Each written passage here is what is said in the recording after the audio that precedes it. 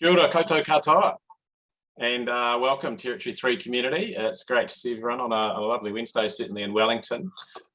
Really excited about this session for a number of reasons. The first being it's multi-country for the first time in a long while. The second, even better reason is it's one of our Territory3 team that's in that country. And I guess the third is, for those of you familiar with the Territory3 model, formerly Kiwi Landing Pad, we've been going about 11 years, and we've been constantly evolving. And so we now have this concept of a founder in residence, and that's Casey Davies-Bell, who's joining us from Austin, Texas. Lilia has taken over from Casey, but Casey stayed close to the organisation as a founder in residence. And that's super cool because we're going to be talking to him today about the business that he ideated while he was in the hot seat for Territory3, and now he's executing on it in the USA. Finally, the fourth thing, so many good things about this, is that he's talking to us from Austin, Texas, which is a place I think a lot of our community has looked to before, but mainly around the really well-known event, South by Southwest. And goodness gracious, I'm going to shut up now after thanking our sponsors, because just talking to Casey over the last couple of weeks, the explosion of growth and what's going on for the startup and tech scene in Austin is pretty amazing. So this will be quite a brief session, about 50 minutes. The whole idea is that we get a little overview from Casey, and then we jump to our community audience, so I'm sure are dying to know what it's like in the USA in general, but specifically too around your findings on Austin and so forth, Casey. So really, really excited. I think I've said that about 4 times now, which is unusual for me. I'm not that repetitive, but thanks to our sponsors for making this possible, Territory3. We've got New Zealand Trade and Enterprise, K1W1, Vendor Management, Jasmine Investments, Bank of New Zealand, and Amazon Web Services. So thanks to everybody who helps us deliver this. Casey, kia ora, g'day, and what is it, howdy there? Howdy, how y'all doing? Yeah, it's so good to be here. Thank you both for making the time and having me on. It kind of is full circle because, like, of course, I did a number of webinars as well. So it's pretty special to now be here in the US and kind of sharing what I'm seeing here and talk a bit more about Amplifier and also just like a general kind of landscape of what's happening here. Though I think that's the focus point I'd really like to drill into. I have been so inspired in the last 4 weeks by what's happening here. So it's so much to talk about in that direction. So let me, because I know you can talk, mate, and it's going to be great whatever we do. So let's, folks, you're all probably familiar to death with Zoom protocol, but we've got chat for general discussions, and then if there's specifically something you want Casey to get around, just put that in the Q&A as we go through. But just to shape it up, Casey, or sharpen it up, I guess, you know, top 3 things that have sort of impressed you. We talked a little bit, and I'm sure you talked to a lot of other people about the decision to move. You know, you're in the Startmate program. Congratulations, that's a fantastic endorsement of the potential of your opportunity. But then you've made this kind of double down, as I describe it, to actually get out there into probably what's going to be one of your biggest, if not your biggest market. So top 3 impressions, not necessarily all good, about sort of the initial couple of weeks on the ground in Austin for that. Okay, so the first impression that like hit me, which I was hoping for, is just how back to in-person the US is, in particular Austin. Like within the first 2 days, I got invited and went to an event with about 300 people, something called Astronomic that happens here just about every other month. So just being in the energy of like 300 people, no masks. I personally haven't come across COVID or caught COVID in general, actually. So, but the energy of being with people, that was the first thing that really struck me. Austin is getting back on with what the future looks like for them. So there's that piece there. Something else that's kind of been, probably everyone on this call's heard the Southern hospitality phrase. It's very, very true here. Like the thing that's been really kind of struck me has been the mixture of like how people focused and caring everyone is here, truly want to like build a fabric of community and help one another, but simultaneously super ambitious. So there's that piece there. And then also Austin has this real interesting mix of work-life balance where play hard, work hard, but some people lean just towards one more end of the spectrum. So you've got a number of founders, like I'm at a place called Capital Factory now, where people work 7 days a week, 15, 16, 17, 18-hour days, kind of that whole one end of the spectrum. And then you'll have others that have a bit more balance. And then in the weekend, they'll be out paddleboarding with founders or out on Lake Travis. So depending on what is right for you, there is a way that you can kind of fit in culturally with like the work dynamics of the startup. So those would probably be the first three that come to mind, but there's many more I could kind of riff on about. Very cool, very cool. Now, Lilia, good morning, welcome, Marina. I'm going to give you your question in a second, just give you some prep time, because Luke from Christchurch, Vexed, always the first for a Q&A, and it's very blunt, so it's like, what are you doing in Austin? I love this because when I got into Startmate, it was actually Luke that gave me the phone call to congratulate me and let me in. Something special that they do at Startmate as alumni welcome in the next upcoming cohort. So thank you, Luke. It was a special phone call. So what am I doing in Austin? It's kind of morphed a little bit, if I'm going to be honest. The first thing comes from a premise that you should be at least within a market that you're going for as much as you can. And if I was to kind of unpack what that means for me is, like we've all heard that founders should be selling their product because it builds empathy, a deeper understanding of like what they're doing, product market fit, and just not trying to hide away from the world. And I think that's absolutely a truism. I kind of personally kind of think a step further in regards to a lot of kind of conversations we've had as well, John, on like the nuances and what you pick up from being in market. I think there's no true substitute. It's ironic. My startup is an online event platform and I came to Austin in person. And I think that's just reflective of that there are different times for different things. And I think in person is where you build the substance of relationships. You can accelerate your understanding of a market, whereas like online's about accessibility and efficiency. So for me, I knew that we wanted to go after the US market. We were already getting some US customers, and I wanted to be further kind of immersed in that. So that was the kind of primary driver. But then towards the end of Startmate, we started coming to the conclusion that while we should keep doubling down on getting more customers, we're actually at a stage where we're ready to do a round. So we're raising a $2 million seed round, and we're going to mix it between US investors and ANZ investors. And the kind of crux behind there is having HQ and building an incredible product back in Wellington, which is where Amplifier is based, but having a commercialization team here in Austin. To be fair, I kind of have borrowed this from conversations I've had with JD. Of course, he had a similar sort of model for a while with Raygun. So I think there's a lot of merit in being in market, and so far it's been incredible. I'm so glad I jumped on a plane.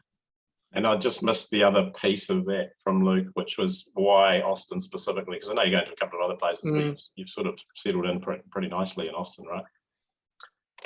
You know, someone mentioned something the other day that I resonated with, which is that while they haven't been in the US for long, same for me, I feel like mentally I've been in the US for a long time. And I think a lot of founders would probably, I'd take a bet and say, feel like that, where they closely follow the market, follow what's happening, and trying to stay up to date.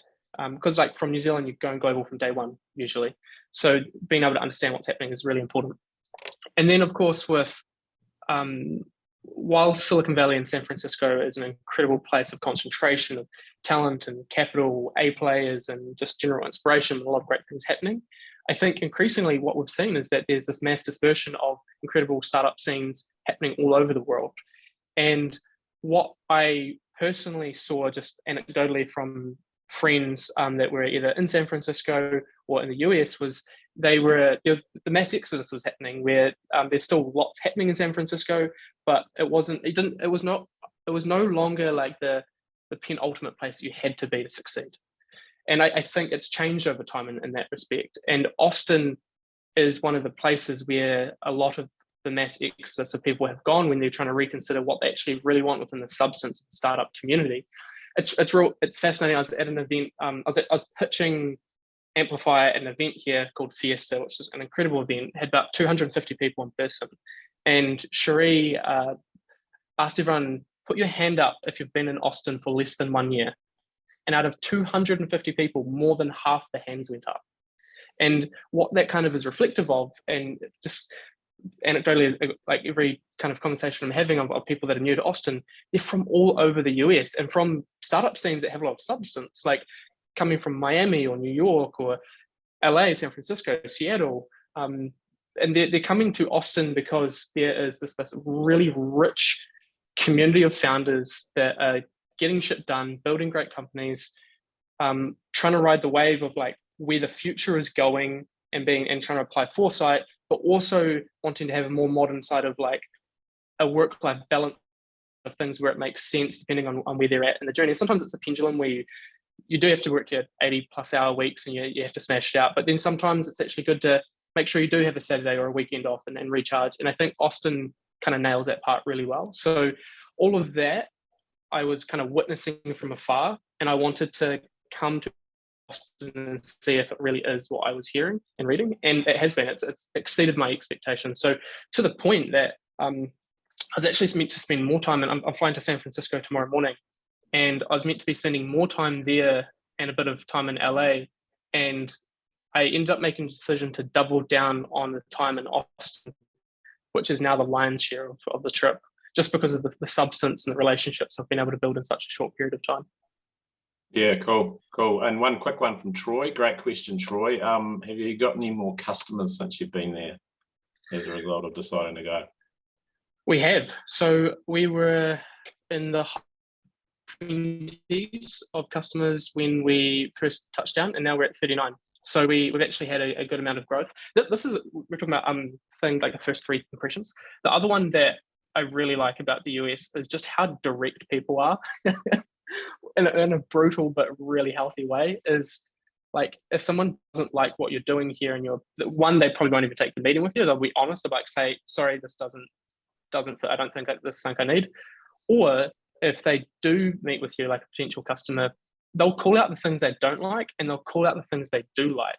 And they're not trying to kind of, with respect, beat around the bush. They call it how they see it. And I think there's this really healthy element that helps you kind of cut through, like someone framed the other day as well, that's something I also resonated with, which is startups almost entirely succeed or fail based on how they prioritize what they do every day. And there's so many things that we can do, and there's not enough time. Like, John, you're a proponent, you always say time's our most valuable asset, which I wholeheartedly believe. And when you have a market that is direct, it helps you cut away as much of the bullshit as you can and figure out on how you focus on where the value really sits. So yeah, that kind of ties into getting more customers, is the conversations are a lot more kind of poignant. Very cool. And sorry, it might have just been for me, but there was a glitch when you said how many customers you had before you arrived, and then you said 39. What was the previous number? We're in the high 20s, and now we're 39. Cool. Lilia. Hello. Good to be here. One question that just came to mind for you, Casey, is, have you been having those conversations with investors so far, and how do you see them, how are they different to investors you might talk to in New Zealand? Is that something that you've come across yet? Definitely. I would say that I think the New Zealand investment scene's come a long way, would be my preface.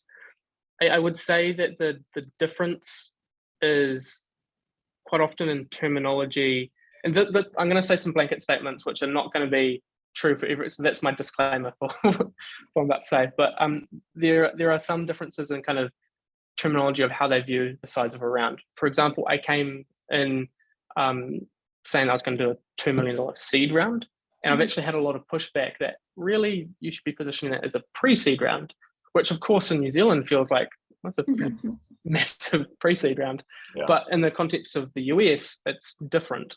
So I think there's a nuance there. There is more learnings in regards to things like,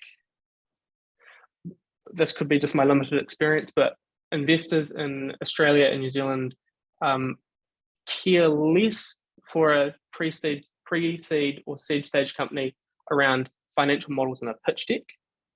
It's not that they don't want them, they probably do want a data room, but they care less about that in a pitch deck. Whereas here, I've had some conversations where people have been candid that something that's actually turned them off is that Australian and New Zealand companies quite often forego putting any context about financials in there. And what those financials will be different to different people, probably towards like growth, monthly growth rate, and if you like revenue breakdown or any of that sort of stuff, how you want to spend your money if you're raising money, things of that nature. But so there are some cultural differences of the things that people put at the forefront, and then there are other kind of learning curves around again generalizations, but the large institutional sort of VCs like the Sequoias will be comfortable investing straight into a New Zealand incorporated company, whereas there's a lot of investors here that won't touch unless you're a C Corp. So there are some dynamics, and there's ways you can kind of get around that, but that's my current learning curve. And I say this all being young and probably pretty naive at this point in time in regards to ultimately where things land. But those are my kind of first impressions. I would also say that this is probably similar, to be fair, from my experience at ANZ, is investors here are very thesis orientated, like the direction of the market, where it's going, how big this can be, sort of thing. Those would be my kind of first remarks. But ultimately, I think we are seeing like a convergence of thinking across the world with VCs and angels, or at least maybe I'm optimistic on that forefront. But as globalization is happening and startups can be based anywhere, you are getting startups that have international investors from everywhere, and I think that becomes a meeting of the waters for the narrative around what makes sense for different rounds. The other thing you have to hold in mind though is different living expenses, right? So the reason you might do like San Francisco's probably would do like a 4 mil, 5 mil round, where in Austin you might do like a 2 or 3, is because again, like the living cost is different. So if you actually, because when you're breaking it down, like you're actually trying to figure out what are you raising money. You're not just raising money for the sake of raising money. You're trying to like probably build out a team and have a runway and different objectives that you're trying to achieve. So when you extrapolate that kind of has direct correlation with salaries, and then that's where you end up having to raise more money in a market like San Francisco in order to have your team be based there versus somewhere like Austin. That's the other thing, is that while Austin is increasingly getting more expensive, it is still an affordable city. One of the sad things though is that like as more people are coming here, as this mass influx is happening, just anecdotally talking to local Austinites, they definitely are feeling like the price of houses go up and living costs, or you used to probably go get a drink for $6 and now it's $12, or like all these sorts of kind of compounding effects that happen as well. Off topic to what your question was earlier, but actually that was just a question that's just come through. What are the living costs compared to New Zealand? So I guess you've kind of just answered that a little bit. So I mean, I haven't been in the market for looking at a place yet, but from conversations, people paying about $1,500 a month US, so kind of breaking that down, I guess $500 a week sort of thing, depending. From a food, like, because you also like initially things feel cheap, like, oh, it's only $10, but then it's like US, so it's actually we round up, it's more like 15. Yeah, it's deceptive pricing. The US keeps you on your toes for having to do like math every day, which is like a good thing, I think. But like just even like tipping, like always like having to like do a minimum of 20% is the courteous thing to do, and like doing that and then rounding up and all that sort of stuff. Like anytime you have like a transaction, which is it's been an enjoyable experience. It's my first time with a prolonged experience in the US, so there's little nuances like that. Always look both ways. I always naturally look the wrong way. Reflex there is a bit different. And other than the triple oat milk frappuccino moving sort of into Austin, what is the sort of trend and the vibe that you're hearing most often? Lana's just asked that question. It's a great question, sort of in the tech scene, I guess, to begin with. Anything else? Is the metaverse still big? Oh, holy shit! Not big as it's meta. Yeah. Twitter. I haven't actually been as much in seeing much on like the pitches towards Meta, but Web 3.0 in regards to like NFTs and crypto and all that sort of direction, that is massive. I've got a friend here that's on a startup called Steppen, and he's making $500 USD a day by going for a run for 1 hour. Because Okay. just to and I could unpack how that startup model works, but there's a saying which is that the future is here, it's just not evenly distributed. And I think Austin has a concentration of where the future is sitting. I would say that just through conversations, Miami seems to be the front runner in regards to Web 3.0, but it's still strong here in Austin. There are a lot of kind of a wide range of startup narratives or different directions of things. So from like, I made the intro with John and another person named John, with drones that do safety inspections on aircraft, or there are startups here literally trying to collect space debris and kind of sell the material, which is a very lucrative market, but also good for kind of collecting space debris.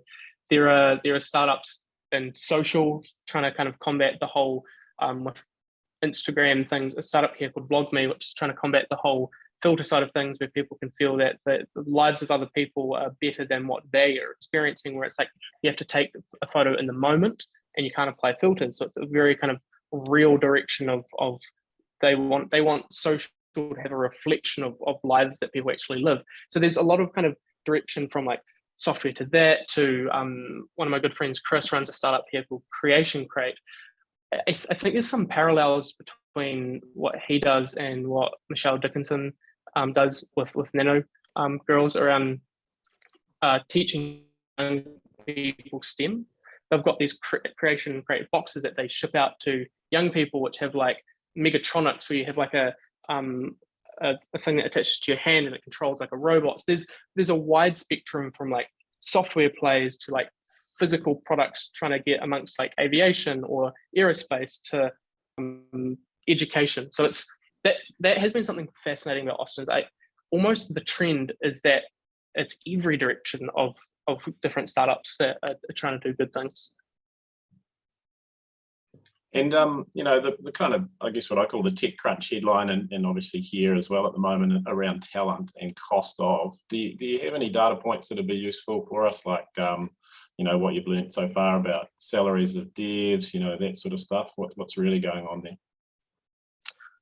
It is more expensive for sure. So I was crunching some numbers the other day in the context of wanting to do commercialization here and keeping the development all back in Wellington. I also was curious on kind of comparing what it will cost for developers here. Like, you are competing with places like Google is literally about to finish their new campus. You've got Facebook moving in, you've got Tesla, you've got Oracle, you've got a whole bunch of like large companies that are moving into Austin. And the natural result of that is you're having to compete with that level salary. So an intermediate full stack, you might be looking at like 110K. US. And that's US. Yeah. So then when you put it in the perspective of like, in New Zealand, you could have like a full stack intermediate for like 90K New Zealand. It starts to get to the point that it's not double, but it's in that direction of like price. And kudos to New Zealand. The developers I've had conversations with here are phenomenal, and their thinking is like on the edge of where they see markets going. But New Zealand has such incredible talent as well. So I think New Zealand is a great place to have a team, is the conclusion I'm personally landing at. And I think like what's making sense for us is it's actually a hybrid model of HQ back in Wellington, but having commercialization here in Austin. Cool, we've got more questions. Can you see them there, Lily? I'm just lost that screen temporarily. Yep, awesome. Okay. Question from Ray: is the US Texas area actively looking at New Zealand and Australian startups for cap raises? So in terms of with investors there's two different directions that I probably tackle that from. One is purely from investment. The other is Texas in general trying to recruit startups into the ecosystem here, because I think that becomes important because you can also then get investment by virtue of that.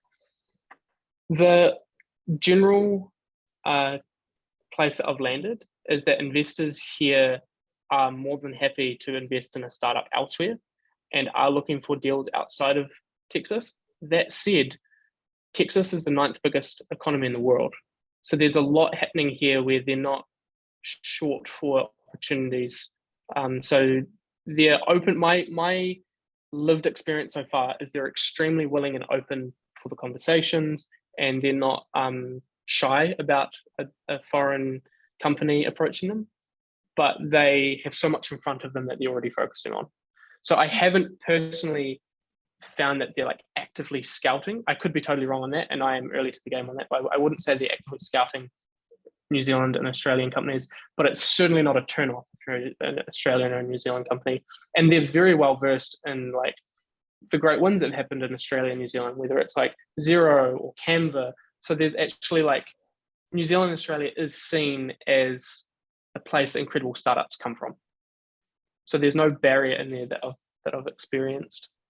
In regards to the second part, I'd follow up on that is, I mean, we were on a conversation, 3 of us and a friend, Mark, who is here in Austin at Capital Factory, and they're opening up a floor here, which is going to be dedicated to international collaboration.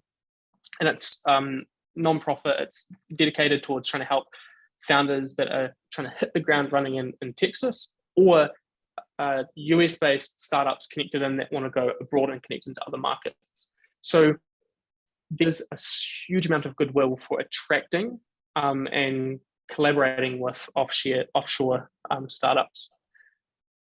I think that's probably something worth mentioning to the community, and we'll be pumping it out more intensely over the next few weeks. Olivia and I are actually making our first trip to the US later in May, and so we're going to connect in with a lot of the good work and very kind introductions Casey's made, and some really interesting things. So folks, if you do have any sort of specific elements, and we'll also be doing these AMAs more regularly, pending Casey's schedule, and then we'll be doing them ourselves, kind of live from the US environment, just in this trip, probably Austin and San Francisco.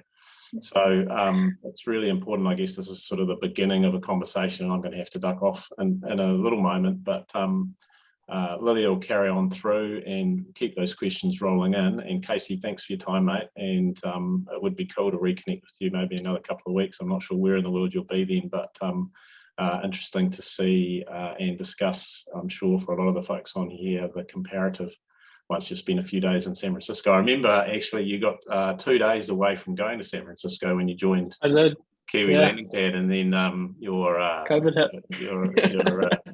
Your very unreasonable boss pulled the plug because he heard there was some stuff coming down the line. So really keen to hear that. Thanks everyone. Thanks Lydia. I'll let you all continue on, and thanks to our community for checking in.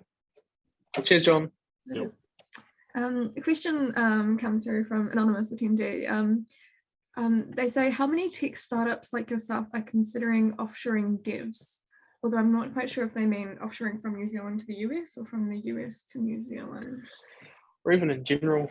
It's a conversation that, for the word considering, has been across nearly every startup I've talked to, myself included. I've engaged in offshore developers working as part of the team. There are some people that have great experience and some people that don't. I personally think sometimes it's a bit of luck. There's also no doubt a lot of experience in reading the room and where you're finding different developers.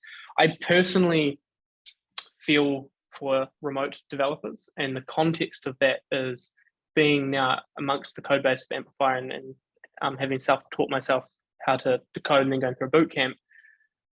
Man, I have an appreciation of like the work that can go into getting amongst a project and doing things. And the really hard thing with remote developers is they're not part of all the context of the conversations happening in person. So I think where in order for the relationship to succeed, I think it really comes down to extremely strong communication and effort to keep them in the loop on the dynamic of how things are evolving, because otherwise you're just operating with such a limited amount of context in a code base that's probably already accruing technical debt because you're trying to move quickly. It's a tough environment. That said, there are some incredible developers all over the world now, and to the whole point of like democratizing access to talent as well as to opportunities, I am pro offshore, and most of the startups here that I have talked with are pro, but I think it's not something that you rush into without thinking through. And I think there needs to be a lot of process around how you do it. Well, that's at least been my lived experience with it. Yeah, cool. I'd say, yeah, they're quite similar with startups that I've talked to in New Zealand. Definitely, you're always thinking about getting devs offshore, but it's also a case, are they the right fit for the team? Is it going to actually, dynamically work well or not? And you do see cases where, they'll hire some devs offshore and it's just a bit of a shambles. So the value does come from having a strong connection with your devs there. Just on let's say someone's looking to take their startup to Austin. Would you say the Capital Factory is the place that they should land in, or have you had any experience in other, have you had a venture around Austin to any other co-working spaces, or curious just what else might be going on there? So there is like a hive of activity. There's a number of co-working spaces, so that you've got no shortage there. I have spent the majority of my time here at Capital Factory. Some things I just like off the cuff takeaways that I would suggest is try get a place as close to downtown as possible. It's pretty much all happening downtown. Places like Round Rock, north of Austin, are great and attractive places, but there's less activity, and you'll find more often than not, 9 times out of 10, it'll be downtown. And then public transportation in Austin is not in the same way as Wellington or Auckland or San Francisco. So I've been having to commute everywhere via Uber or Lyft. Or there's a startup here called Earth, where it's like Uber but Tesla only, and it's cheaper. Okay. So that's kind of cool. But there's slightly longer wait times on it. But nonetheless, getting people transport here via car mainly. So that's something just to consider, is you'll pay more for accommodation in downtown or surrounding downtown, but you also have to factor in your daily return of an Uber to get to where you're living as well. That's definitely a big piece. From co-working spaces perspectives, there are a number of different startups that have rather decent sized either factories or offices where they kind of have it open forum. I've seen that quite a bit, where people can kind of go and work from there. Or you'll have, of course, your things like your WeWork or of course Capital Factory as well. The interesting thing about Capital Factory, and this is still something that's developing, but Territory3 and Capital Factory are looking to have a relationship that essentially can allow people coming through Territory3 into Austin to have a first free experience at Capital Factory. There's something called a golden ticket, which is not just given out to anyone. It's something that they usually Capital Factory have to really back what you're doing and that you're kind of moving, you've got momentum. But there are some relationship kind of conversations happening there that I think will bother kind of push towards that dynamic. But regardless, that's worth having a conversation, because then you can tap into a whole network of mentors. There's 200 portfolio startups here that you can immediately like meet with other founders. There are all sorts of things like I recommend joining this link here called Startups Do Austin, where every weekend there'll be a dozen plus founders, and we're talking like founders moving through the gates, and they'll be going paddleboarding. We're out on Lake Travis, or board game night, or hiking, or it's just like a grill poker night. There's a lot of ways you can connect in with the founder community here, and then a lot of them are based here at CF. But I will say that as startups move towards Series A, they normally move away from something like CF being Capital Factory, and usually just get their own place. And that's where that other dynamic I mentioned comes in, where they might have some extra space temporarily as they're still hiring, where you can kind of go hang out sort of thing. Cool. Okay. Yeah. So Capital Factory is more like a base for the early stage startups to go into. But yeah, definitely, we would love to build up that relationship for the Territory3 community.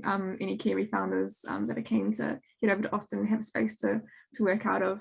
And similar with the Trellis workspace in San Francisco, we've got a good relationship there. I'm going there tomorrow and catching up with Rebecca's team at Trellis, so that'll be cool. That's absolutely another great place. Awesome. If anyone does have any questions, please do chuck them in the Q&A. We've got up to about 20 more minutes, 15 more minutes with Casey before he's got to jump off. So feel free to chuck anything in the Q&A, anything about Austin or the Startup Amplifier, if you want to learn more about that.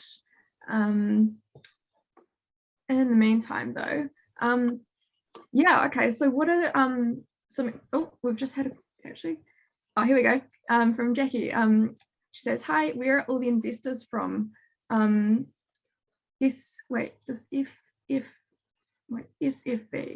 Silicon Valley? Is that what you mean?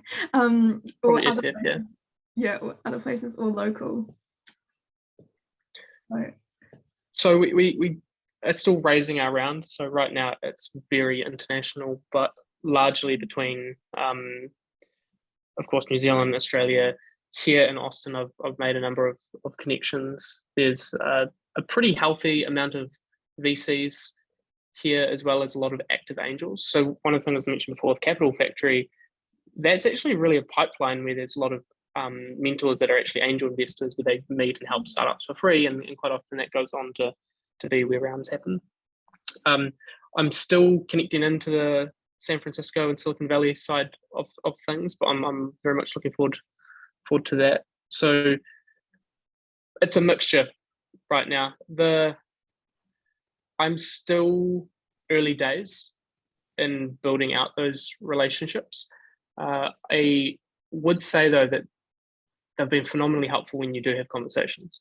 The other day I was meeting with Foundation Capital, which is, they're across US, but here in Austin as well. I was meeting with one of the partners and talking through Amplifier and the thesis and that sort of thing. And like, not only there's conversation that was like direct about how we could potentially align with their thesis, but also around like strategies on how we can kind of approach other VCs or get more customers, or like that it came from an angle of like, how do they leave the conversation with you being in a better place when the conversation started?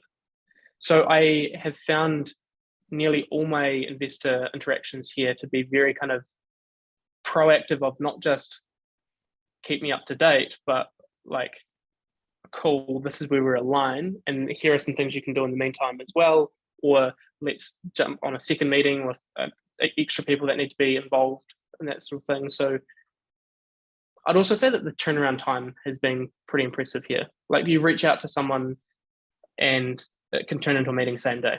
I've had that, which is pretty helpful. I mean, it probably helps that like I give context that I'm not in town for a great period of time, but nonetheless, it's been good. That's a good tactic. Wherever you are, just say, "Hey, I'm only here for a couple of days."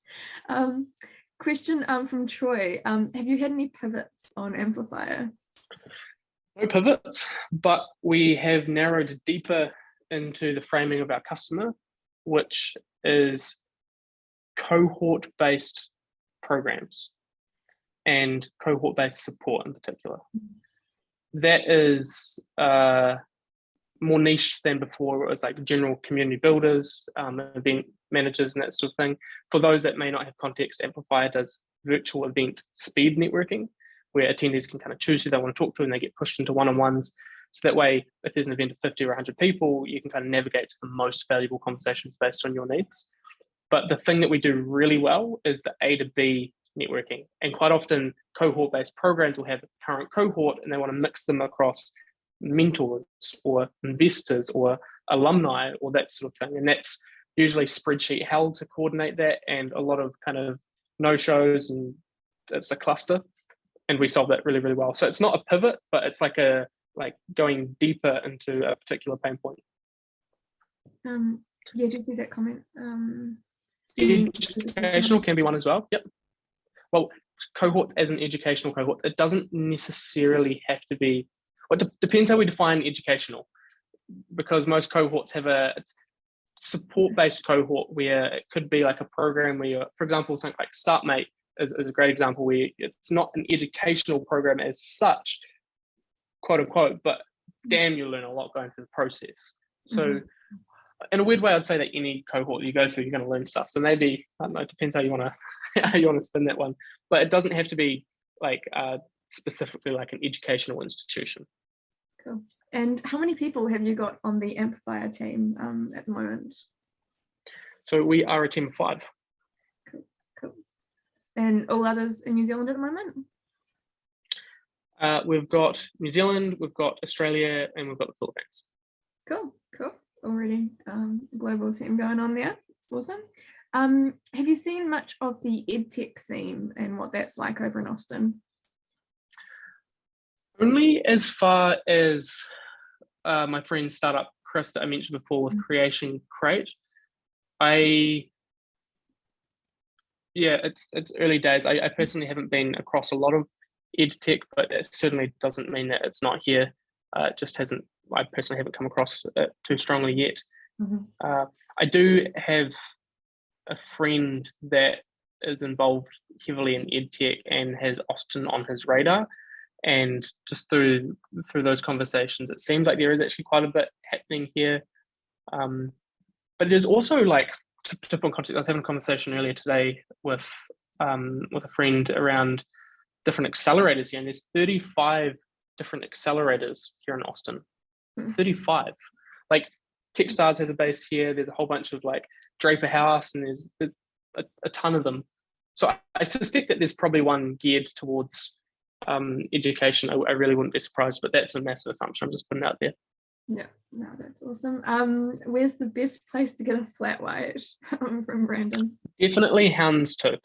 So this was one of my first missions I had to go on, because a lot of people here, Great American folks, drink black coffee, or they'll, in like a cafe, they'll get like an espresso or maybe a cappuccino, but that's less common.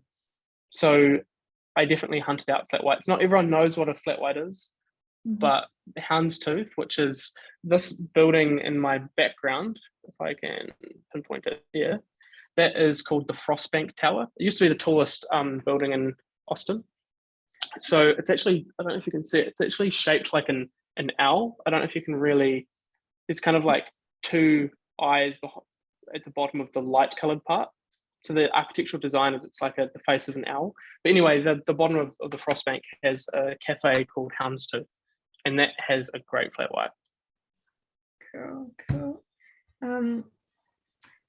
Question from Rob from FlexiTime, going back into hiring developers locally versus offshore. What have you noticed in terms of hiring developers in Austin versus wider Texas? Has that been something you've come across in the conversations with the startups there? And what kind of rates, in Austin versus? Yeah, it's a great question. To be honest, my pricing I looked at was only between New Zealand as a whole, Australia as a whole, San Francisco, and Austin. There, I would absolutely imagine be a decrease in salary requirement if you went into some south, like San Antonio, which is about, I guess, an hour and a half south of Austin, and it's actually a bigger city than Austin, but Austin is where the tech startup scene is. So when you start to go out to places like that, I imagine you would have a slight drop off on salary.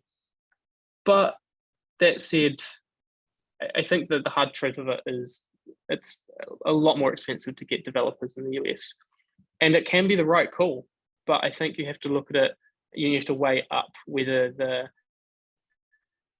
nearly times 1.5 price tag, or even towards times 2, depending, whether that is the right call for you. If you've got the budget and it's about working with a very tight team where things are changing quickly, which is, to be fair, most startups, I think there are a lot of pros to it. There are also resource constraints that a lot of startups are facing where, it probably just doesn't make sense, or it would be too risky. You might like significantly decrease your burn rate goes up and your runway goes down, and you just put yourself under way more stress and pressure. So it's an interesting one, because I've increasingly thinking like what happens like in 2-4 years time after we've like raised and we've done like this round, and we're looking at, like, say we go into like for our Series A, do we start building our development team in Austin as well? I've got a question mark on it, because there are some phenomenal developers throughout New Zealand and Australia, of course. And I think the time zone's not that much of a pain in the ass. It is a little bit in regards to, like, right now it's 7 hours. Well, it's more than 7 hours different. It's actually 17 hours difference. But the easiest way to work it out is it's 7 hours different you guys are essentially 7 hours behind the day ahead is the easy way to look at that. But that's the worst it gets. Usually it's 6 hours. True. So it's mainly like our mornings interact with the Austin sort of late afternoon. For sure. You could have like a stand up at 9 o'clock in the morning in New Zealand and 3 o'clock in the afternoon in Austin. Yeah. So it totally works. But I honestly don't think there's a right or wrong answer. I think it comes down to the context of what your needs are. Yeah, totally. Have you overloaded on Queso?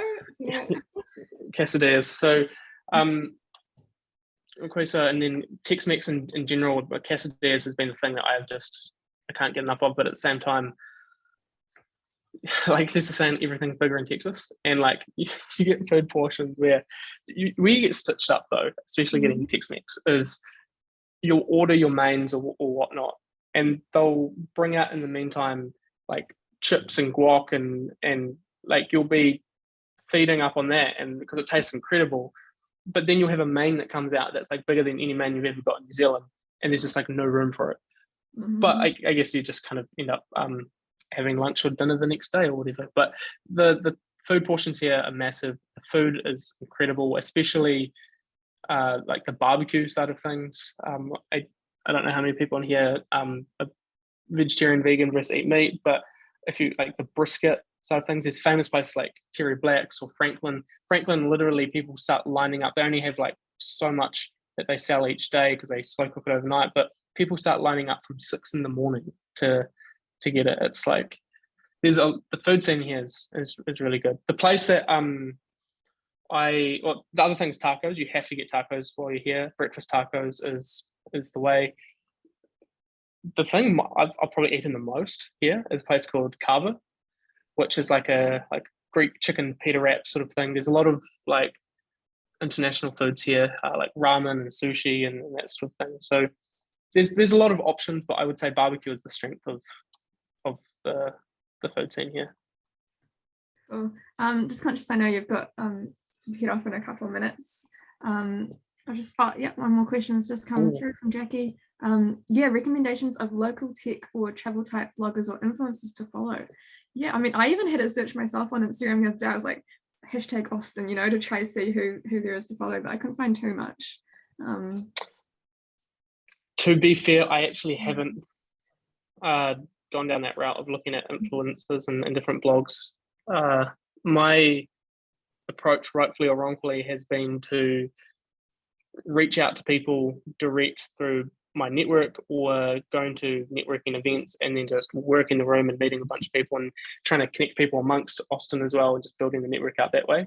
So I haven't really so much looked at the guides, but if I come across any good guides, maybe I'll share it through Lily, or maybe you could share it through with the community. Yeah, definitely. Because I know it is kind of cool to be able to see some other stuff online, especially for me before I get there, to kind of get a bit of an understanding of what it's like. So this will be recorded. It was recorded right now. Yeah, it's recording. So I'll chuck this up online on our website and our LinkedIn page in a couple of hours, so you can rewatch or share around if you know any other founders who are looking to explore the Austin startup scene. I'd say just like a closing piece on that as well is like if anyone is thinking to come to Austin, get in touch with either Lily or John or myself.